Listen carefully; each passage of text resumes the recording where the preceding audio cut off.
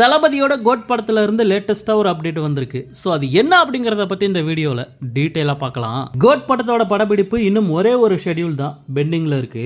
இந்த கடைசி ஷெட்யூல் பாத்தீங்கன்னா ரஷ்யால ஷூட் பண்ண போறாங்க. கிட்டத்தட்ட ஒரு 16 நாளைக்கு படப்பிடிப்பு அங்க நடத்தலாம் அப்படிங்கிற மாதிரி பிளான் பண்ணிருக்காங்க. சோ இந்த ஷெட்யூல் எப்ப ஸ்டார்ட் ஆக போகுது அப்படின்னு பார்த்தோம்னா ஏப்ரல் ஃபர்ஸ்ட் வீக்ல இருந்து ஸ்டார்ட் பண்ண போறாங்களாம். இந்த நிலைமையில ஏப்ரல் 19ஆம் தேதி லோக்சபா தேர்தல் நடக்க போகுது. சோ தளபதி ஓட்டு போட்டு முடிச்சுட்டு இந்த கடைசி ஷெட்யூல் ஸ்டார்ட் பண்ண போறாரா இல்ல ஓட்டு போடுறதுக்காக ரஷ்யால இருந்து பாதியில வர போறாரா அப்படிங்கறத வெயிட் பண்ணி தான் பார்க்கணும். இந்த நிலைமையில கொஞ்ச நாளா கோட் படத்துல இருந்து எந்த ஒரு அபிஷியல் அப்டேட்டுமே வெளியில வரல. சோ இதனால தளபதி ஃபேன்ஸ் கொஞ்சம் கடுப்புல இருக்காங்க அப்படின்னு தான் சொல்லணும். அது மட்டும் இல்லாம டைரக்டர் வெங்கட் பிரபு கிட்ட சோசியல் மீடியா மூலமா கோட் படத்தோட அப்டேட் கொடுங்க அப்படின்ட்டு நச்சரிக்க ஆரம்பிச்சிருக்காங்க. இதுக்கு டைரக்டர் வெங்கட் பிரபு பாத்தீங்கன்னா ஒரு ரிப்ளை பண்ணிருக்காரு. அதுல என்ன சொல்லியிருக்காரு அப்படின்னா, அநியாயம் பண்ணாதீங்க, அப்டேட் ரொம்ப சீக்கிரமா வரப்போகுது நண்பா நண்பே அப்படின்ட்டு ஒரு போஸ்ட் போட்டிருக்காரு.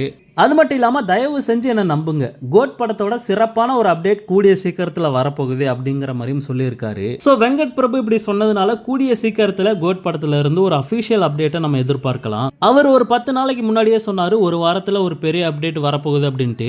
ஆனா இப்ப வரைக்கும் அந்த மாதிரி எந்த ஒரு அப்டேட்டுமே பாத்தீங்கன்னா வெளியில வரல. பட் என்ன காரணம் அப்படின்ட்டு தெரியல. சோ வெயிட் பண்ணி பார்க்கலாம். ஓகே நண்பா, இந்த மாதிரி தளபதியோட எல்லா அப்டேட்டுமே மிஸ் பண்ணாம பார்க்க நம்ம சேனலை சப்ஸ்கிரைப் பண்ணி சப்போர்ட் பண்ணுங்க. தேங்க்யூ.